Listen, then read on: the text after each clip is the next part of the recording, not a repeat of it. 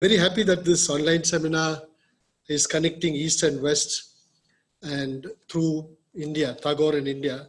And I'm thankful that Dr. Jarayud, a wonderful multidimensional scholar from the East, and Dr. Ananya Mukherjee from Canada are here.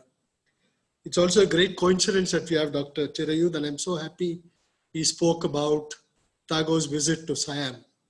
If any of you visit Chulalongkorn University, you can still feel the spirit of Rabindranath Tagore, Prof.Lawrence Surendra, and Subhash Chandra Bose.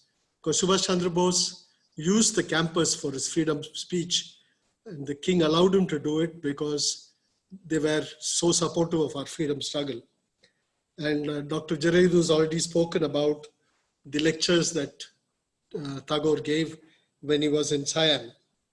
And Prafulla Chandra Sen was sent to Chulalongkorn because the king requested Rabindranath Tagore to send a Sanskrit scholar. And he sent the preeminent scholar, as Jarayud said, to teach Sanskrit. And we must know that Sanskrit is being taught in Chulalongkorn for over 100 years now, as also Hindi. It's one of the very good Sanskrit departments. That was the contribution of Tagore. And of course, Dr. Jarayud, we did not mention his CV. He was worked on film, and he presented a very good paper at the 150th commemoration of Tagore's birth centenary, called Tagore Through the Lens, a reading of Satyajit Ray's documentary and film renditions of Tagore.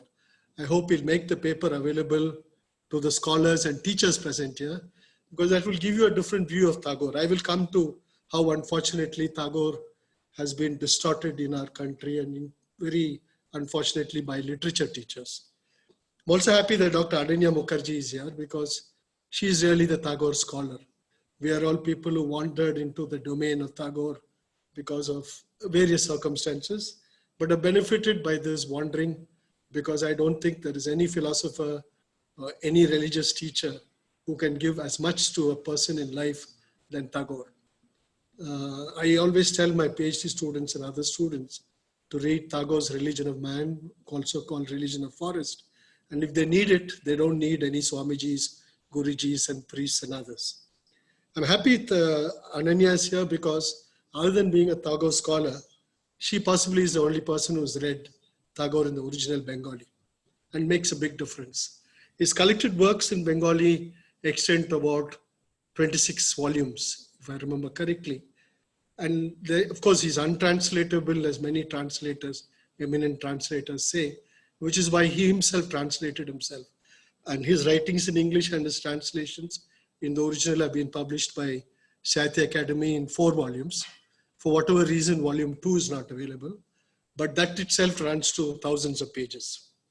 So and the other interesting coincidence that Dr. Ananya Mukherjee is here is, she's from British Columbia, where Tagore visited in 1929 to address a conference of the National Council of Education of Canada, where he spoke of freedom, creativity, and leisure in education.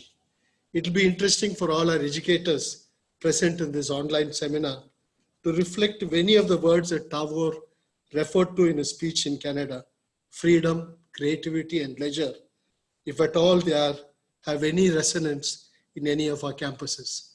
And it may be a good way to also examine our consciences.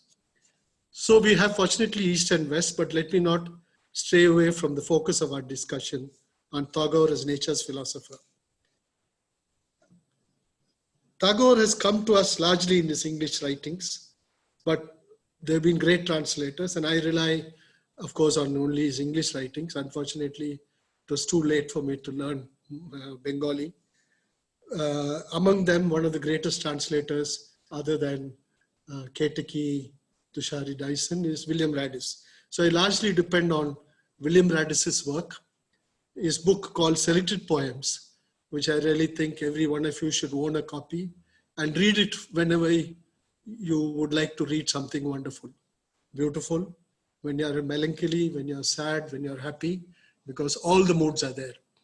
And in that collection, Selected Poems of William Radice, who is now at the School for African Asian Studies in London, there are several poems related to nature. Since this is not a lecture on Tagore on nature, rather than a lecture on Tagore as a philosopher, we are not going into his nature writings. In my view of Tagore as a nature philosopher, I see him also as somebody who's contributed as an epistemologist, an epistemology of nature and philosophy. Of course, he did not himself write much about it.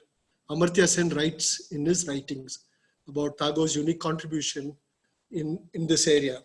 I'm aware as I'm teaching, as I'm talking about epistemology, that there are some small young children, thanks to the president of my college, engineering college alumni association, Vidya, there are even 10-year-old, 14-year-old kids attending the seminar. So I shall not be too pedantic and go into all of that, because Tagore himself was a precocious child.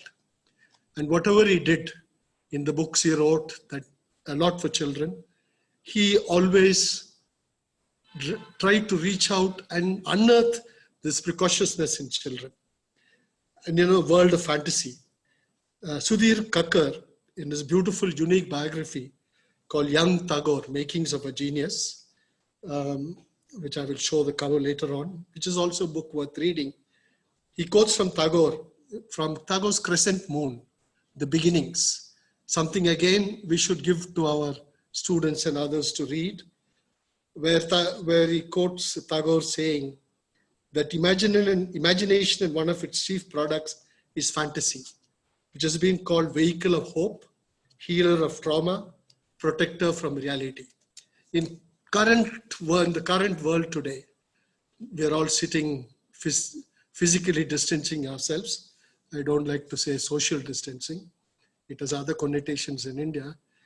When we are all physically distancing ourselves and children have to learn online and so on, I think it's important to somehow see how we can give them such writings of Tagore like Crescent Moon and see how it can be a vehicle of hope, a healer of trauma particularly in this situation.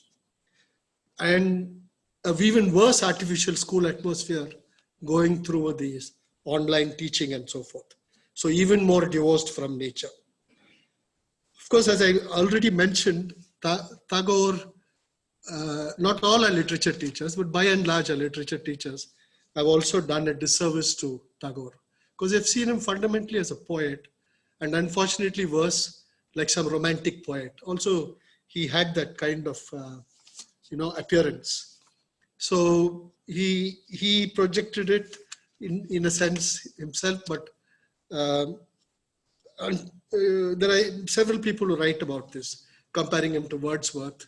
Of course, there are a lot of nice, interesting comparisons to Wordsworth, but Tagore is more than, I won't say more or whatever, don't want to get into these comparisons, but he was not just another nature poet. Tagore's creativity, his innovation in his prose, in his writings, in his poetry, his drama, his music, was driven by seeing nature. This is something that we should understand. He was an extraordinary innovator, as an educator, as a writer, as a painter, as a poet.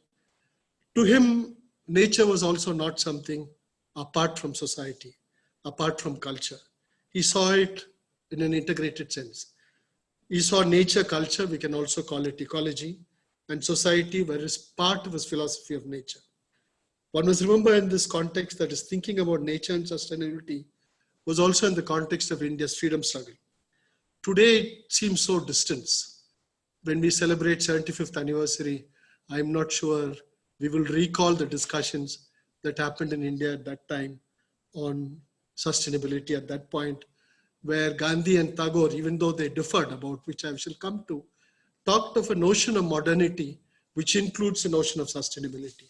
It was because of that we have people like Gandhi's economist, J.C. Kumarappa, who then wrote the book, The Economy of Permanence. You can say it was perhaps one of the first works on sustainability.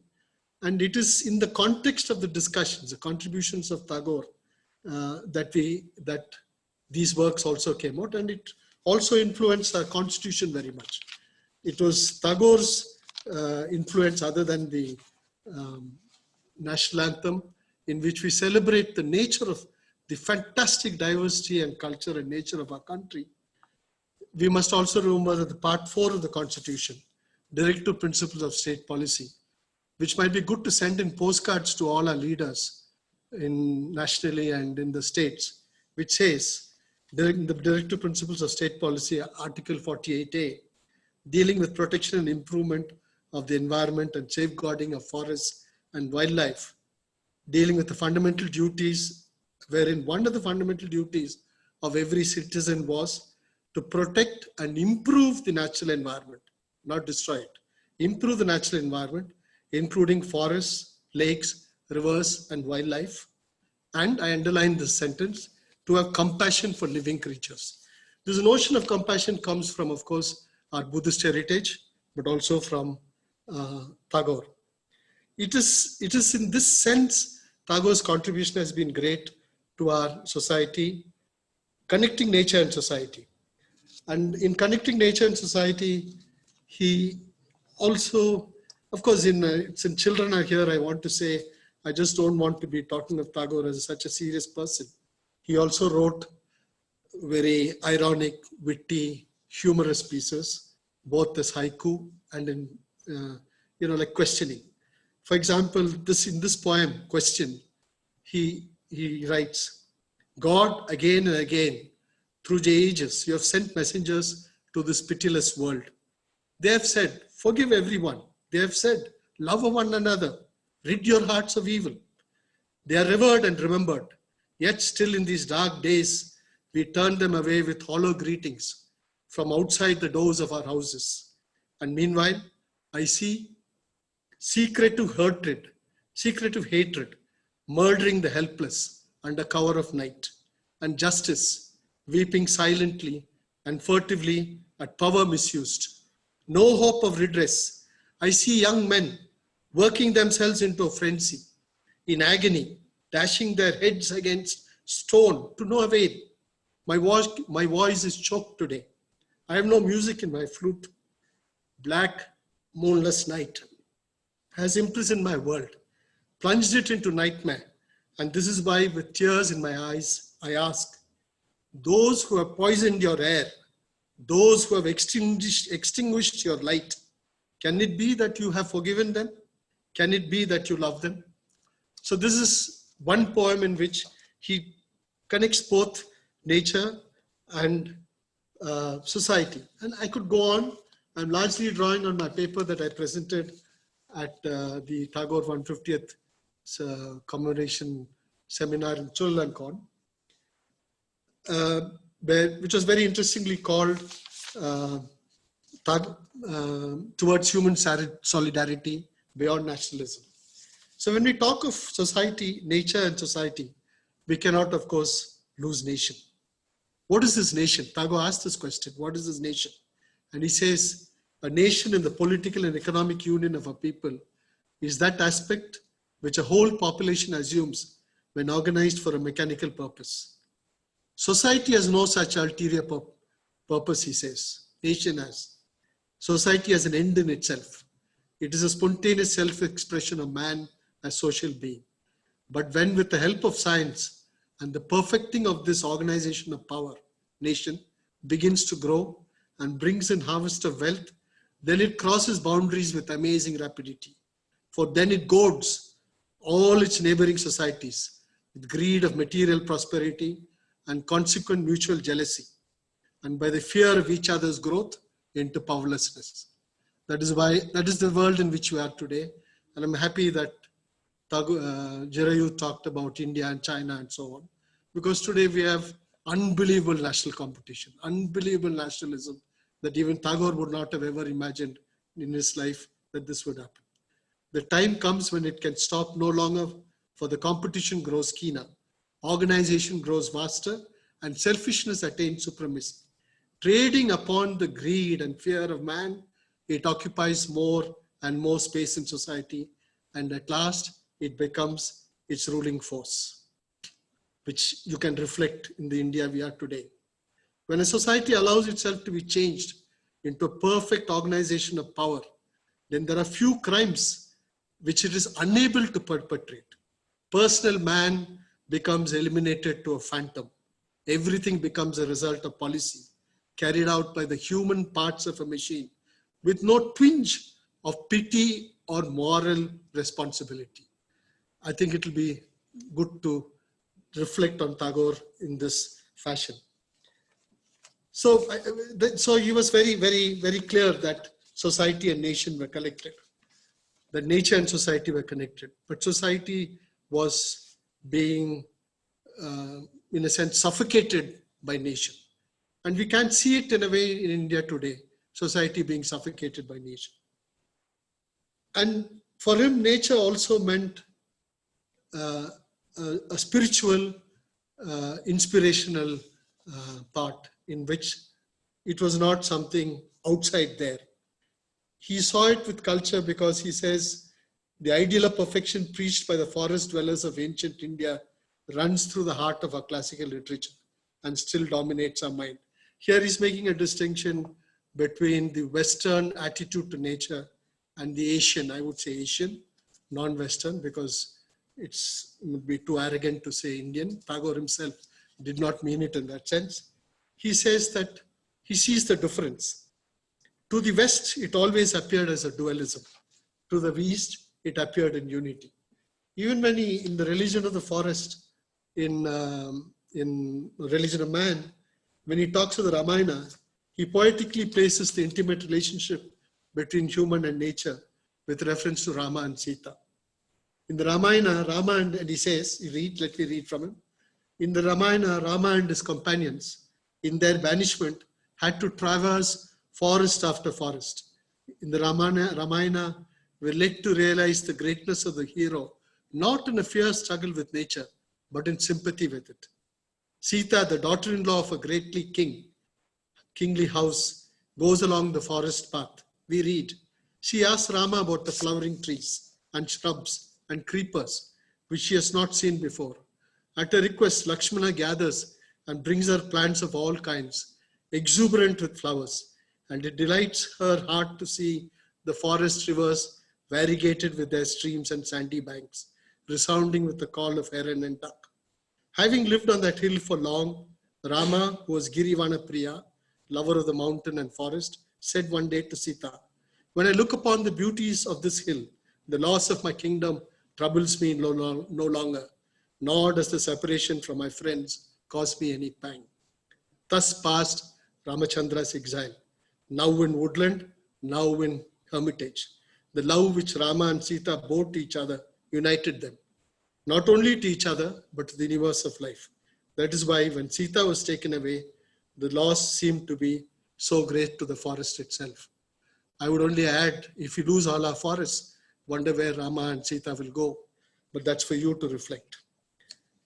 So, this passage I read, you can also see his deep appreciation of ecological diversity, his deep appreciation of the ecological diversity of nature, not only in a sense of species diversity, but also ecosystem diversity. So as a philosopher, he stands for all types. Sometimes when we think of great names, we try to say, oh, they are relevant today, as if they were not relevant yesterday, or they are not relevant tomorrow. They are relevant today to us. I'll read in 2008, so prescient, UNESCO Executive Committee passed a resolution to commemorate the birth centenaries of Tagore, Neruda, and Aimé Césaire, 3 poets from 3 continents, Asia, Latin America, and Africa. And referring to Tagore, UNESCO went on to say, Rabindranath Tagore saw nature and culture as intimately linked. At one level, he considered culture as a physical response to the beauty of nature, and yet another as the emotional or spiritual one. His view of nature as a permanent creative movement reflected his cultural background. UNESCO goes on to say in that resolution, Tagore foresaw the gravity of the ecological issues being prepared for the world. This is 2008, referring to Tagore 150 years ago. Tagore foresaw the gravity of the ecological issues being prepared for the world, where the arrogance of human beings and the frantic search for profit were proliferating in a predatory sense, that sacrificed some people, showed contempt for nature, and was storing up destruction. If this describes any countries that we know of, please reflect for yourself. UNESCO then said, based on such a clear vision of ecology and the environment, this had a central place in his writing. Tagore's discourse is full of references to planet Earth and its flora, as to the vast universe and its stars. In his poetry, he constantly refers to humanity's bond with nature. So you can see the appreciation that Tagore had elsewhere also. And, I talked about Tagore being reduced to a nature poet than being seen as a philosopher. And Shishir Kumar Das, in his introduction to the Sahitya Academy collections of writings, says that it is necessary to remember that the prophet image which fitted Tagore so nicely was essentially a Western construction. Tagore's own contribution to it withstanding, which did not care in the least to differentiate him from stereotypes. So we have to go beyond Tagore's stereotypes as poet of nature and as some yogic philosopher. The most important thing, Shishir Kumar says, and I want to emphasize it, that went totally unnoticed was Tagore's foregrounding of folk religion. His translations of Kabir and Jnanadas Bagheli had deeper connections with his understandings of religion, which received no less support from the Bauls, the wandering singers of Bengal, the subalterns of Indian religious history, as it did from the sophisticated Upanishad texts, which sustained the Brahmo ideology. This recognition of a folk world view resistant to canonical texts and institutions provided a fuller picture of religious plurality, the coexistence of religious sects, distinctive by social stratification, Brahminical and non-Brahminical, elite and folk as well. Though later, Tagore, in a letter to one of his friends, actually renounces this also, which I'll come to. Tagore himself said, in his talking of the Baul singers and their deep spirituality, he wrote, from wandering village singers who have no images, no temples, underline, no temples, scriptures or ceremonials, who declare in the songs the divinity of man and express for him an intense feeling of love coming from men who are unsophisticated, living a simple life in obscurity. It gives us a clue to the inner meaning of all religions. For it suggests these religions are never about a God of cosmic force, but about the God of a human personality. I remember Dr. Uday once invited me to speak at the Brahmo Samaj. I'm thankful to him because that also made me work on Tagore. I titled my lecture, Religion as Inhuman Culture, borrowing a Tunisian philosopher, Hele Biji. Because why Tagore talks about moving away from established religion and going towards nature and making it your philosophy was because the way religions also operated. And today you can see the ruthlessness and the kind of fierceness with which religions operate. Then the other question of Tagore, was he somebody who was apolitical? Literary scholars so in such a banal way write saying Tagore was an apolitical person. But this is what Tagore wrote to William Rothstein. William Rothstein appreciated his writings and poetry so much. He was worried that if Tagore engages in this conflict with the nationalists of India and their militantism and so on, that he will lose his creative force. So Tagore wrote this to William Rothstein. He says, I have nothing to do directly with politics. I'm not a nationalist, moderate or immoderate in my political aspirations. But politics is not a mere abstraction. It has its personality, and it does intrude into my life when I'm human. It kills and maims individuals. It tells lies.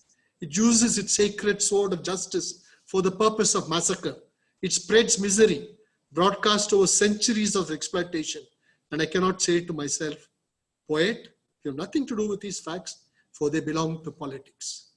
This politics, Tagore says, assumes its fullest diabolical aspect when I find in all its hideous acts of injustice, find moral support from a whole nation only because it wants to enjoy in comfort and safety the golden fruits reaped from the abject degradation of human races. I think we should remember, those of us in our comfortable middle class homes, that when our forests are destroyed, when our tribals are displaced, our comfort and safety, as Tagore says, the comfort and safety, the golden fruits that we enjoy are reaped from the abject degradation of human races. And this we call nation. This we want to be proud about. So he says, finally he says in his call to humanity, of course in his seminal work, Nationalism, and it'll be interesting for our Indian friends here, maybe our other international friends also, that Tagore's Nationalism has been translated into Thai and was one among the most popular literature read in recent times. Jeroid perhaps will say about it later on, I mean, Chulalongkorn called for a meeting of the translators to translate Tagore. As an aside, I just want to tell you, 35 people registered. I was there at that time. 235 people came for the meeting on translating Tagore. That's the kind of interest Tagore has outside. And we have something to do in our country. And this is a great debt we have to do to Tagore, to the country, to society, and to our students. Otherwise, we have completely failed in our effort. So he says, so finally he says in Nationalism, let our life be simple in the outer aspect and rich in its inner gain. Let our civilization take its firm stand upon its basis of social cooperation and not upon that of economic exploitation and conflict. How to do it in the teeth of the drainage of our lifeblood by the economic dragons is the task set before the thinkers of all Asian nations who have faith in the human soul. And then he appeals to the dreamers of the East and West to keep our faith in life that creates and not in the machine that constructs, in the power that hides its force and blossoms in beauty, not the power that bears its arms and chuckles at its capacity to make itself obnoxious. Let us know that the machine is good when it helps, but not so when it exploits life. That science is great when it destroys evil, but not when the two enter into an unholy alliance. So let me kind of come to an end. I have much to say. That I think all I'm trying to talk is that Tagore should be remembered in the sense as a philosopher who can mean something to us. Philosophers are normally read as great texts. Yes, that's also true. Tagore also can be read into his great texts. Any time of the day, any time of the moment of your life, you can take up if you have good. Now, of course, his works are available online. There is no copyright on it.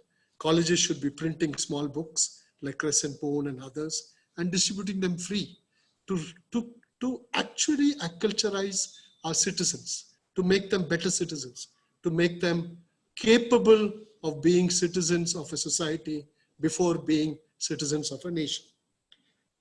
And since my young friends are also here, and I kept saying that Tagore also wrote witty, humorous poems, which I'm sure their mentors like Vidya can read for them.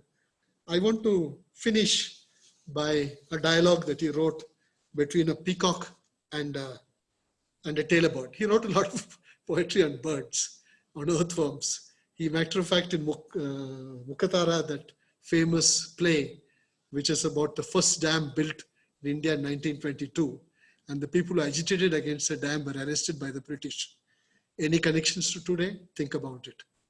There he actually talks of the conflict between the young man and his father, where the young man, the older man is so fascinated with his yantra, and they praise the yantra and so on. And this boy finally dies by making a hole in the dam. You go and read the novel. But let me read this final, this poetry, because peacocks also are everywhere now. The tailor bird said, tailor bird is making fun of the peacock. The title of the poetry is called Glory's Burden. Tailor bird said, "Oh, peacock, I feel such pity for you when I see your tail," said the peacock. "Really? Please tell me why. Seeing me brings a tear to your eye?" Tailor bird said, "It looks so funny. Your tail is much greater in size than your body. Just watch how I dart lightly about. Your tail must be such a burdensome weight." Then the peacock said, "Don't," said the peacock, "grieve for me falsely." And this line is important. Burdens must rest on those who have glory. So peacock has glory, but it also has a burden. So let me hope that through the seminar that we have done and the large number of people are attended, that this can be an occasion to bring back Tagore, because we'll tend to may forget him, particularly when we come to the 150th anniversary of Gandhi soon. It's very important to celebrate Gandhi, but also remember the kind of dialogue that Gandhi and Tagore had. Tagore disagreed or dissented with Gandhi on the fact that it was more important to change society than change nation. And I think he was right. He was prophetic. He told Gandhi, "Today you're fighting against what you call a foreign force, but tomorrow somebody else will come in your own color and be as foreign to you." I'm not going to read the whole quote. And therefore, I think in remembering, we must remember Tagore when we remember Gandhi, that it is not enough to celebrate Gandhi and what Gandhi gave to us in our freedom as a nation, but there is no nation if there is no society. And that must be remembered, whatever. And one last part, but I want to say, I've been reading some poetries. I also wanted to read his poem on Africa, which he wrote when Mussolini invaded Africa, because of his deep love for indigenous people, tribals, and so forth. I'm not going to take time to, I don't want to take more time. I'm also thinking it's a borrowed idea from French television. French television has launched a program on reading loud French literature. I think those of you who are here should get your children, school children, teachers, and others to read passages from Tagore. And in the age of this modern age of the phone and the movie camera, record what you read loud and send it to our leaders, our Prime Minister, our Environment Minister, our Environment Secretary, our Chief Minister.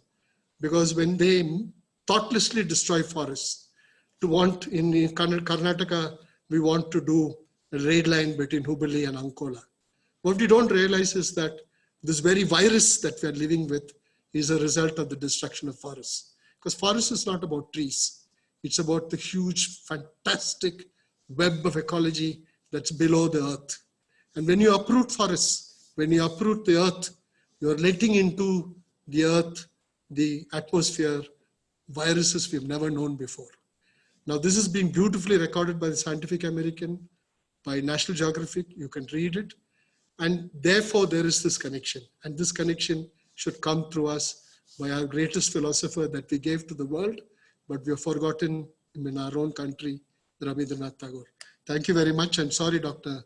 Satish, if in my enthusiasm, I went beyond your time limit. Thank you.